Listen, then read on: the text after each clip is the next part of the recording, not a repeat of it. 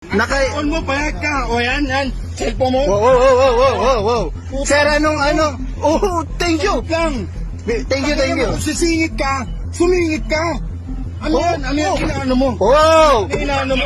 Baby. Bakit putangin ninyo rin? Tangina mo, asawa ko. Bakit putangin mo? Asawa ko yan. Mga kapenyo, tirahin na natin itong may init na issue ngayon. Pasok, intro! Hey yo, what's up sa inyo mga kapenyo? At today meron na naman tayo napaka-init na reaction video. Good morning sa inyong lahat, Luzon, Visayas at Mindanao. At syempre sa mga kapwa nating OFW around the world. At sa mga solid kapenyo natin na patuloy sumusuporta, nagla-like, nagko-comment at nagsishare ng mga reaction video natin. Maraming salamat po sa inyong solid na suporta. At dito nga mga kapenyo, no, panibagong viral video na naman ang pumasok sa atin ngayong araw. At dito, talagang matindi ang apog, no, neto ni Kuya, na kung saan talagang kahit saan pumunta yung isang motorista, talagang ginigit-git din niya mga kapenyo, no. Talagang ayaw niyang pakawalan etong si Kuya, na kung saan may kasama pa namang bata, no. Talagang nagsabi na dito yung tao na may kasama kaming bata, sir, bakit naman ganyan? Pero talagang makapal ang apog nitong lasinggo na to, no. Eto dapat ang sinasampulan ngayon, no, neto ni Senator Bato de la Rosa, ni Senator Rapi Tulfo. Sana talaga makulong etong hinayupak na to, no, para hindi na pamarisan. Dumadami na naman ang krimen ngayon dito sa atin sa Pilipinas. At tara mga kapenyo, wag na natin patagalin at sabay-sabay natin panoorin kung paano nga nagkainitan dito sa Cavite etong dalawang motorista. Puting CRV pala yan, yung nakaharang-harang na yan, no? Kanan ako ha. Yan, dito na videoan niya, kakanan daw siya mga kapenyo. Kung saan siya pumunta, talaga sinusundan siya ng hinayupak oh. Kanan ako. Yan na, kakanan siya, oh. Kumanan din, oh. Kumat din. Makapal talaga ang muka. Kaliwa na ako. Ay nako. Bahala ka dyan. Kung mapapansin nyo mga kapenyo, no, yung nagdadrive, yung nasa video, pilit niyang kinakalma yung kanyang sarili, no. Sabi nga niya, ay nako, bahala ka dyan. Kumbaga mainit na rin ang ulo niya, pero gusto niya pa rin pakalmahin yung kanyang sarili. Siguro dahil nga kasama niya yung kanyang pamilya, kasama niya yung kanyang anak, kaya konting kalma, no. Ang problema, talagang nananadya etong tarantadong naka CRV na to, no. Yan, oh, sinasadya siya, oh. Ito na. Yan na, binusinahan niya na. Labasan ka agad. Kala mo mga mafia oh. Ayan oh. Oh. Sir, May bata kami kasama. sir, may bata kami, oh. O kaya may bata ka. May gitna. Pero teka lang. Sige, sir. Sige po. Gigilitan mo ako, bubusina ka pa. Ha? Sir, may dashcam kami. Oh, may May dashcam din ako. Anong pakailan mo? Ay, sige. Ang sige. May bata kami kasama. Sisingit kuya. ka. No, sir. Nasa gitna. Sisingit ka. Ba't mo ako bubusinahan? Sir, nasa gitna ka ng dalawang. Uli na yan.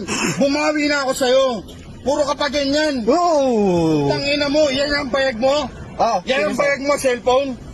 Sige, sir. Tangina mo ka. Sir, ano? Mayabang no mga kapenyo. Ito talaga dapat yung magandang sample ng hinayupak na to para magtanda, no. Ito yung talagang purwisyo sa kalsada mga kapenyo, no? Masasabi ko purwisyo to. Alam nyo kung bakit? Entrada pa lang mga kapenyo, halatang nakainom na. Tapos pangalawa, no? Sinasabi rin niya dito na wala daw siya pakialam kahit pa may dashcam. May dashcam din daw siya. Piloso po ang hinayupak. Tarantado ka pala. Paano mo magagamit yung dashcam mo? Nandiyo ka sa harapan. Itong nasa likuran mo yung nakakakita sa'yo na kung saan na dapat talagang masunod mo dahil kitang-kita naman kung paano mo ginigit-git hayop ka, di ba? Ako, suggestion ko lang sa'yo.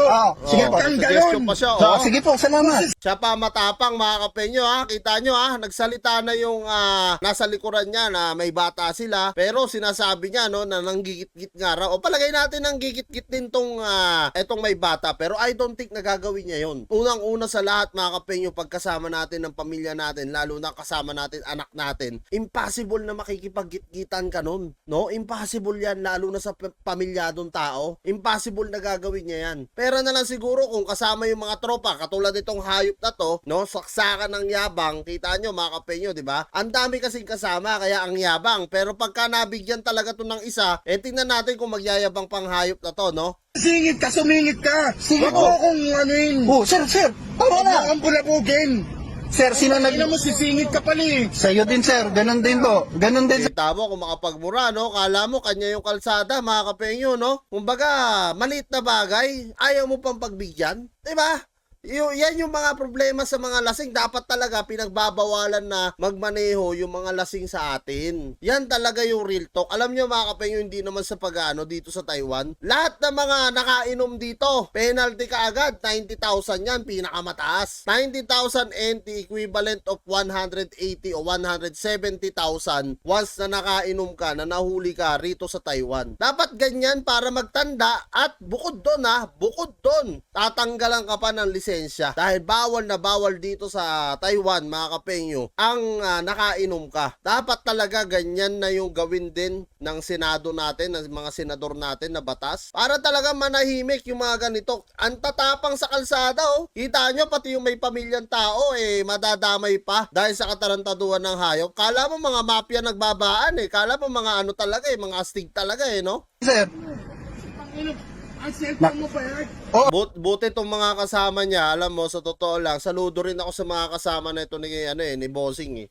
Kita nyo, kalmado, kahit pa nakainom sila, kinakalmahan nila. Hindi talaga dapat ganun No, alam mo yun, yung tipong, alam mo may mali ka na, pero pinipilit mo yung tapang mo dahil may mga kasama ka, di ba? Oh, sir, nakainom kayo, sir, no?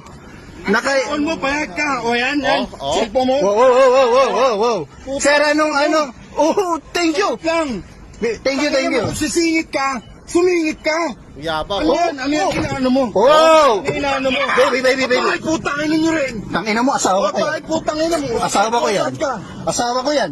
Bakit pakialam ko? Ina mo, sisingit. Anong village mo? Medyo ka pala eh. Anong village mo? Sisingit ka, huwag kang pamusina. Putang ina mo ko eh. Okay ng ina nito, ang yabang, no? Sarap pagbigyan ng putang inan to para madala. Alam mo, sa totoo lang, eto dapat yung sinasampulan ni Kalboy. Sino ba yung nag-viral video na kinasahan niya ng baril kaagad? Eto dapat yung kinakasahan mo ng baril, tay, no? Para manahimik. Kasi putang ina, tignan mo, magkakamukha na sila, puking na. Sipin mo, pati yung mga taong pamilyado na walang kalam-alam, hayop na to, dadamay pa niya. Diba, nakakagigil kahit kayo siguro nanonood, manggigigil kayo Ito dapat talaga yung sinasampulan, kinakasahan, para hindi na pamarisan, no? Yung tipong lulud sa harap mo na lang para hindi na hindi na magyabang ng ganyan. Ang dami nila, buti na lang yung ibang kasama niya, matitino pa, nasa pag-iisip pa, no? Hindi na ikialam. Kaya saludo tayo sa mga yan, no? Pero dito sa hinayupak na to, napakatapang no? Ayaw pa magpa-video, putang na, kala mo kung sino superstar. Sir, pakiano nga po? Sisingit siya. O, tapos pala yung video. Sisingit ka, bubusina ka. Kasuhan mo na, Brad, no? Kung ako dito sa kasuhan ko yan, puking inang yan, talagang pati cellphone niya gustong gustong agawin. Ikaw wala kang Yabang. Nakipagmurahan na yung kanyang misis, no? Siguro, bugso na ng damdamin, hindi na rin nakapagpigil. Kahit sino naman sigurong asawa, talagang mapapamura, no? Tayo nga nanonood, nanggigigil tayo, Lalo na siguro kung nadyan tayo sa actual, di ba? Lalo tayo manggigigil ng ganyan. Bukin ng talagang walang iya, no? Walang iya yung mga ganitong tao. Wag mo. Ito dapat talaga yung sinasampulan. Para Sir, matuto pakiano, lasing yan sila. Nakainom. Lasing, mga lasing. Kapal na mukha. May bata kami, sir. Pinakawalan pa, Puking inang yan, Only in the Philippines, mga kapengyo. Dito sa Taiwan yan. Hindi na makakawala yung mga ganyang kupaloid, mga kapengyo. Maniwala kayo. BR1? Giniplit kami. Puntado. Tapos pinagmumura kami.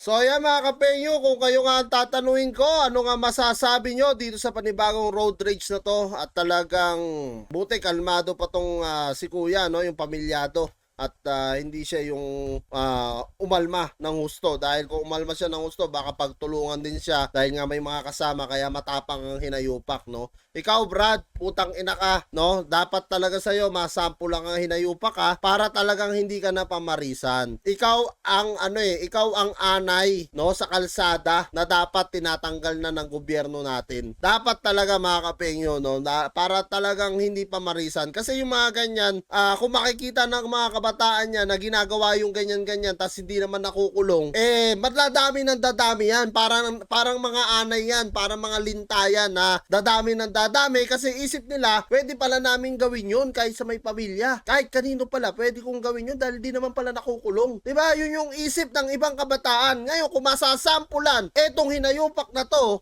sigurado matatakot yung ibang kabataan na gumawa ng mga ganito. So, kayo nang bahala rin umusga mga kapenyo. Comment nyo down below lahat ng mga opinion nyo din. Dahil ako talaga sobrang nanggigigil ako nung napanood ko to. Hindi ako natutuwa. No? Sana talagang ma-actionan kaagad ng gobyerno natin to. Maraming salamat mga kapenyo at kita-kita lang tayo sa susunod kong reaction videos. I would be up waiting for you if you had to leave. I would wait a lifetime if you were at sea. I just wanna say that I feel that our love is real. Maybe we should